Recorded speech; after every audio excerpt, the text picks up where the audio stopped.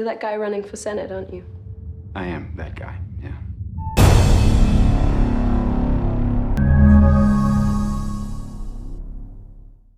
Pria ini bernama David. Dia adalah politikus muda yang sedang ingin mencalonkan diri di pemilu Amerika Serikat. Pagi itu, David mulai berkampanye. My name's David Norris, and I'd like to be the next. They're saying about me is that I'm too young. Whenever I see you on C-SPAN, started your career off 8 years ago with a bang. Point lead over his opponent, Roger Linfield. Because I'm going to go door to door and take the city that way. What's your name?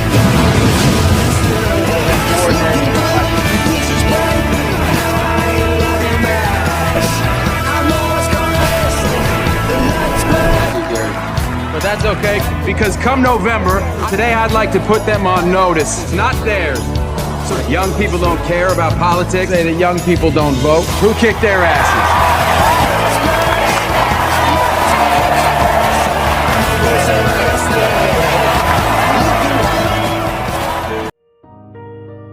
Kampanye demi kampanye sukses. Hasil perolehan suara sementara yang David dapat lebih unggul dari semua lawan politiknya. Namun saat pemilu sudah setengah jalan dan sudah yakin akan menang, tiba-tiba kasus masa lalunya tersebar di berita TV. Dulu, David pernah terlibat perkelahian di bar. Masyarakat pun mulai ragu dan menganggap David belum cukup dewasa. Melihat reputasi yang sudah dia bangun susah payah hancur gara-gara persaingan kotor, David mulai putus asa. Beberapa hari kemudian, setelah pemungutan suara berakhir, di atap gedung terlihat ada organisasi rahasia sedang berkumpul membahas masalah David. Mereka seakan sudah tahu David pasti kalah. Ketua organisasi yang bernama Richardson lalu memerintahkan anggotanya yang bernama Harry untuk memperbaiki reputasi David. Richardson ingin David mencalonkan lagi di pemilu berikutnya. Esok pagi di kantor, ketika tahu hasil perhitungan suaranya kalah telak, David lemas. Sebelum pidato di depan pendukungnya, David latihan dulu di toilet. Meski sedih harus menerima kekalahan, David berusaha tetap tegar. Di tengah latihan, dia kaget. Tiba-tiba ada wanita cantik muncul. Wanita itu bernama Alice. Alice ini seorang penari profesional.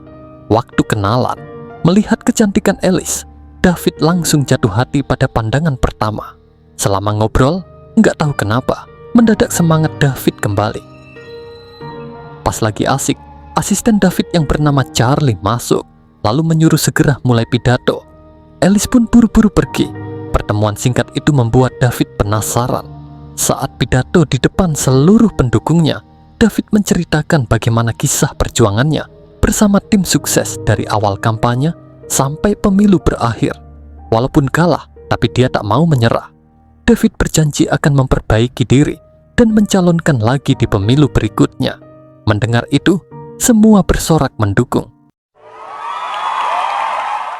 1 bulan berlalu. Subuh-subuh, waktu Harry sedang mengawasi David di taman kota, Richardson datang menghampiri. Ia memerintahkan pukul 7:05 nanti. Saat David berangkat kerja, Harry harus membuat David menumpahkan kopinya sebelum naik bus. Pokoknya hari ini jangan sampai dia naik bus tepat waktu. Tak lama kemudian, tepat jam 7:05, terlihat David baru aja berangkat kerja sambil membawa segelas kopi. Si Harry malah ketiduran.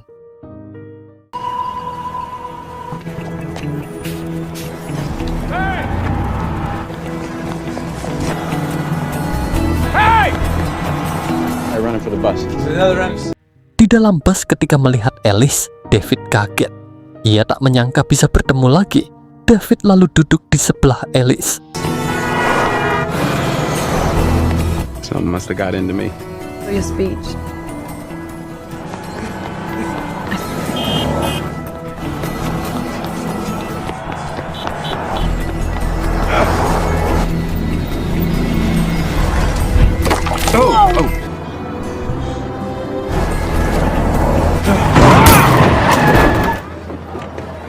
Sure you're okay? Yeah. Waktu Alice sampai tujuan, sebelum berpisah, David memberanikan diri minta nomor handphonenya. Dengan senang hati, Alice ngasih. Sesampainya di kantor, David satu-satu stafnya terdiam.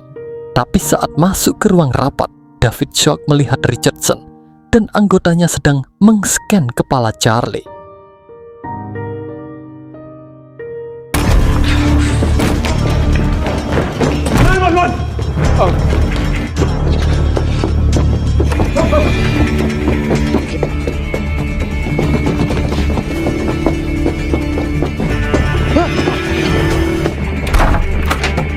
All right, I'll handle it.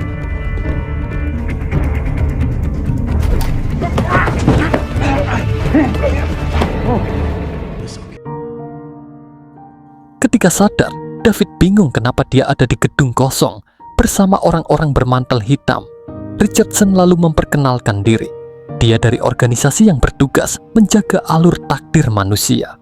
Alasan bisa ada di sini adalah karena David telah menyimpang dari alur takdirnya. Harusnya pagi ini David telat naik bis. Setelah menjelaskan panjang lebar, karena David udah terlanjur tahu semuanya, Richardson minta tutup mulut. Bila sampai mengungkap keberadaan organisasi ini, maka terpaksa semua ingatan dan pikiran David akan dihapus. Jadi seperti orang gila. Sebelum dipulangkan, agar David tak menjalin hubungan dengan Alice lagi, Richardson mengambil catatan nomor telepon Alice, lalu membakarnya. David pun cuma bisa diam. Keesokan harinya di bar, waktu David sedang berusaha mengingat nomor Alice, Harry datang, menghampiri kemudian mengajak ngobrol. Nanti sore, dia akan memberitahu semuanya. Sorenya di kapal, Harry menjelaskan organisasinya hanya punya satu misi, yaitu mengarahkan manusia agar tetap berjalan sesuai takdir. Ia paham David ingin sekali bertemu Alice, tapi percayalah, semuanya sia-sia. Kalian berdua tak ditakdirkan untuk bersama. Sekeras apapun David berusaha, Richardson pasti akan memisahkan. Lagian, di kota ini ada 9 juta manusia. David tak mungkin bisa menemukan Alice. Lebih baik menyerah aja. Mendengar itu, David terdiam.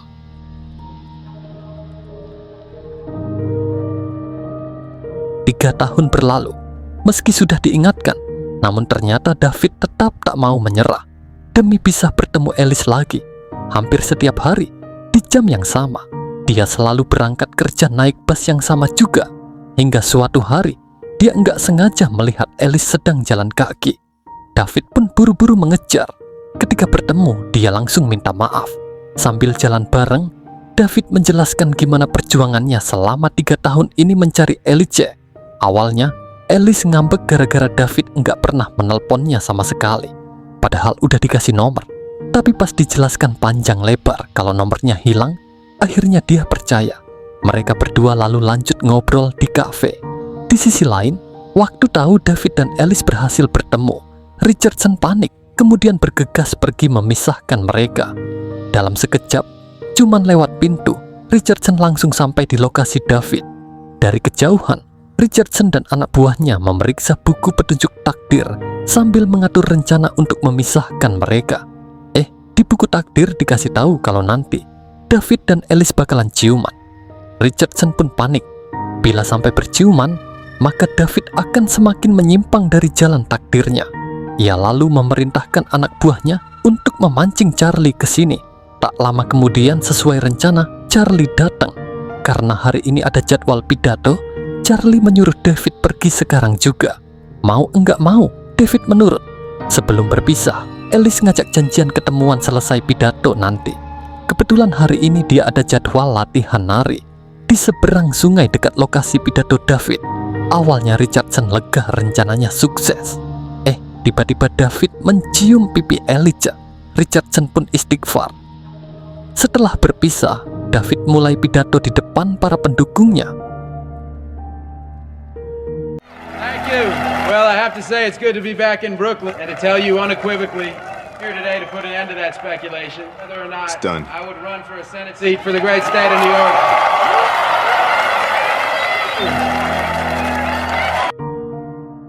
Selesai pidato, David nggak sengaja melihat Richardson sedang memantaunya dari kejauhan. Karena sadar Richardson sedang merencanakan sesuatu, David bergegas pergi ke tempat latihan Alice. Sayangnya dia terlambat. Ternyata lokasi latihannya dipindahkan ke tempat lain. Demi sang pujaan hati, David gak mau nyerah lalu berusaha mencari informasi tempat latihan tari lain di sekitar sini. Selama mencari informasi lewat telepon, Richardson terus menggagalkan semua panggilannya. Meski Richardson sudah mencoba menegur dan melarang menemui Alice, David tetap bodoh amat. Son of a bitch. Taxi! Hey! Hey! Taxis you're diverting have plans too? Wow, the ripples must just be endless.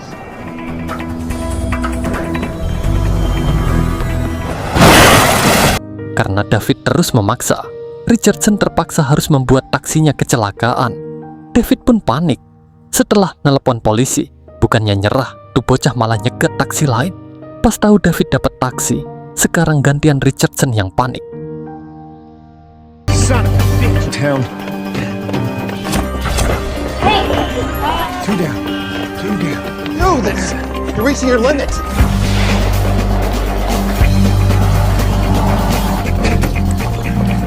Yeah, I won the next one. I blocked the door, Do is see your dance and you're at your ripple limit. blocking the wall. David Norris, I'm here to see Elise. Alhamdulillahnya, David berhasil menemukan Alice. Richardson pun lemas. Kini David sudah benar-benar menyimpang jauh dari takdirnya. Dengan kecewa, Richardson pergi meninggalkan mereka. Di markas, ketika sedang menganalisa kasus David, karena ini kasus spesial, atasan berencana mengganti Richardson dengan petugas lain yang jago dalam masalah cinta-cintaan. Petugas itu namanya Thompson. Saking jagonya, katanya Thompson bisa menyelesaikan masalah percintaan tanpa keluar keringat sedikit pun. Di sisi lain, selesai latihan, David dan Alice pulang bareng, kemudian mampir ke diskotik.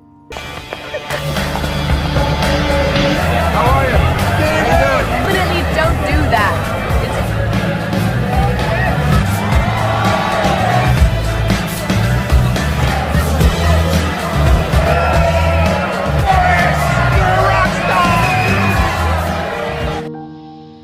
Selesai party, sambil jalan pulang, mereka berdua berbincang, saling mengenal satu sama lain. Karena merasa sama-sama cocok, malam itu mereka berdua pacaran. Esok paginya, waktu baru bangun, Alice bingung kenapa tiba-tiba mantannya nelpon ngajak ketemuan. David yang menginap nggak sengaja dengar obrolan Alice. Biar nggak salah paham, Alice menjelaskan dia dan mantannya udah lama putus. Aneh ya, setelah berbulan-bulan, baru kali ini dia menelpon lagi. Alice juga cerita, dulu dia memang sempat tunangan, tapi gara-gara terus kepikiran David, dia jadi membatalkan tunangan dan memilih menunggu David. Mendengar itu, David janji apapun yang terjadi, dia tak akan pernah meninggalkan Alice lagi. Alice pun terharu.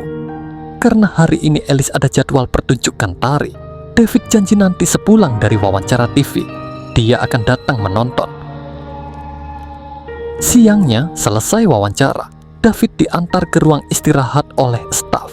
Namun tanpa sadar, mendadak David berada di gedung kosong. Tempatnya dulu ditangkap. Dengan panik dia mencoba mencari jalan keluar. Tak lama kemudian, Thompson muncul memperkenalkan diri.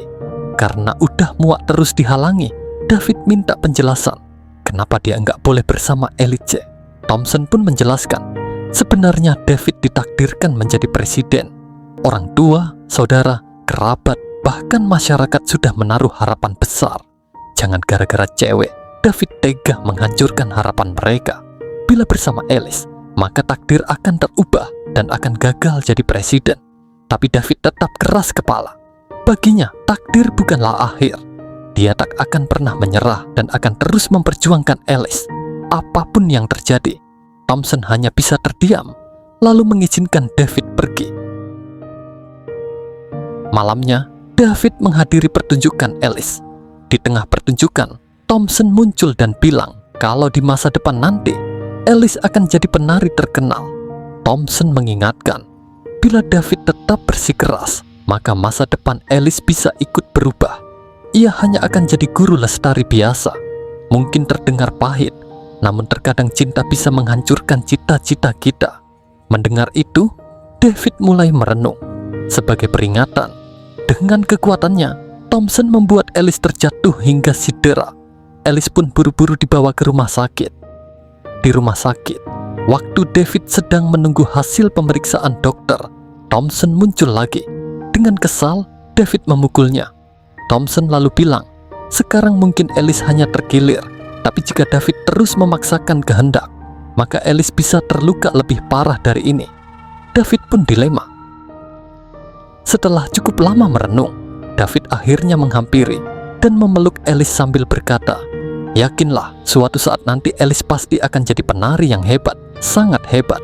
Karena tak kuat mengucapkan kata perpisahan, David hanya terdiam lalu pergi meninggalkan wanita yang sangat dia cintai itu.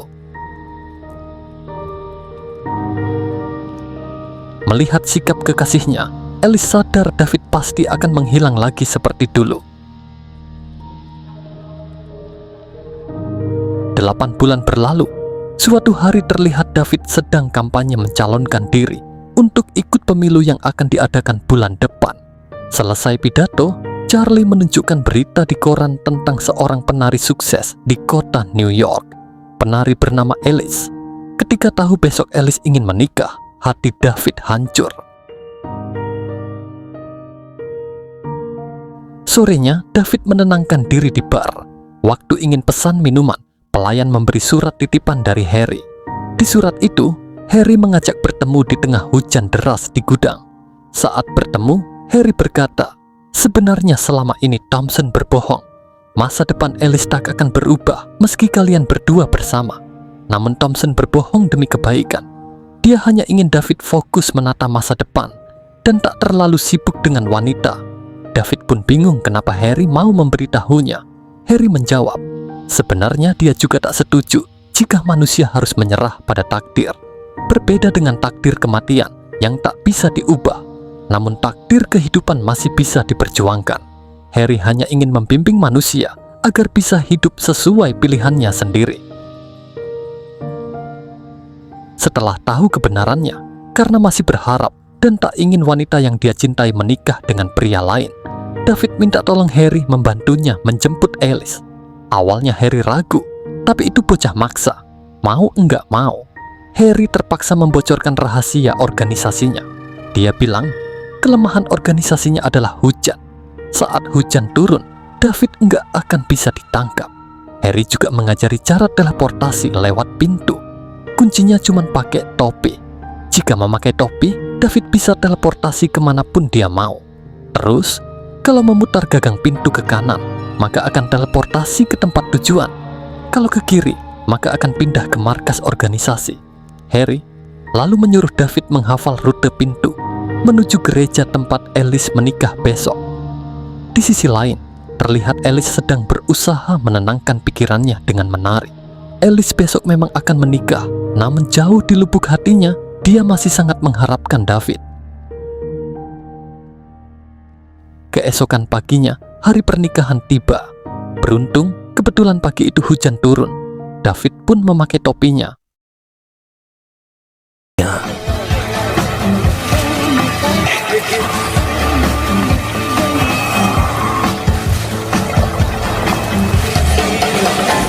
What's wrong? Nothing. I'm just...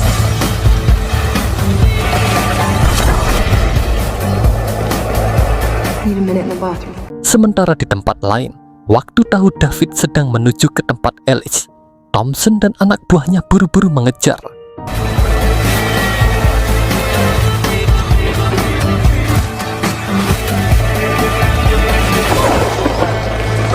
You check on her. Yeah.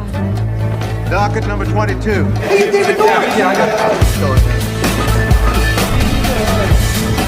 Not even in there.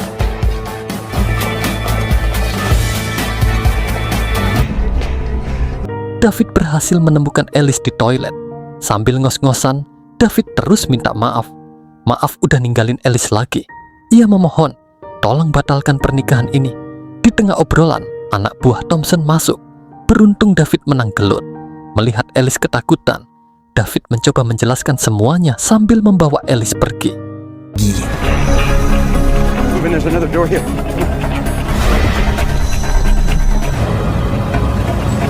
Just revealed us. contain this.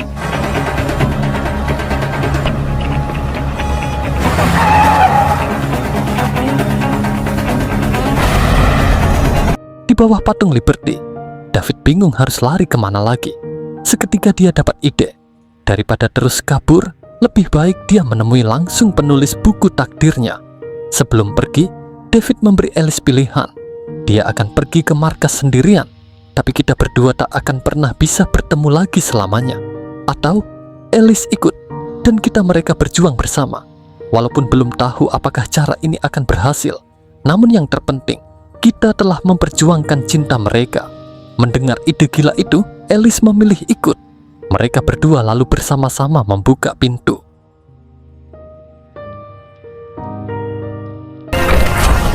My God.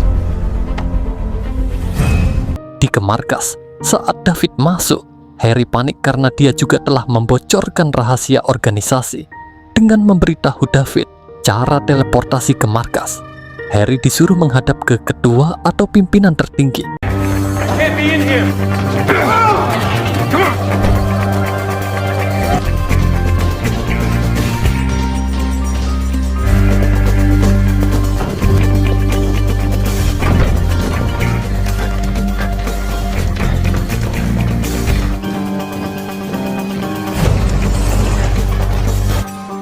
Hey! Hey!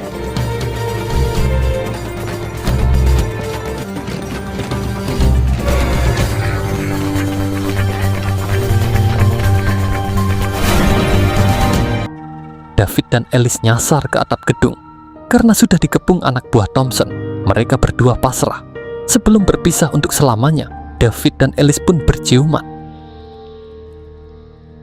Anehnya, tiba-tiba semua orang menghilang. Di tengah kebingungan, Thompson muncul dari belakang, ingin menghapus ingatan mereka. Beruntung, Harry datang tepat waktu. Dia juga membawa suratan takdir David yang baru saja ditulis ulang. Karena Harry membawa perintah langsung dari pimpinan tertinggi, Thompson terpaksa mengalah dan pergi. Harry lalu menunjukkan kertas takdir baru sambil menjelaskan kalau ketua organisasi merasa tersentuh melihat perjuangan kalian berdua. Akhirnya memutuskan untuk menulis ulang alur takdir David.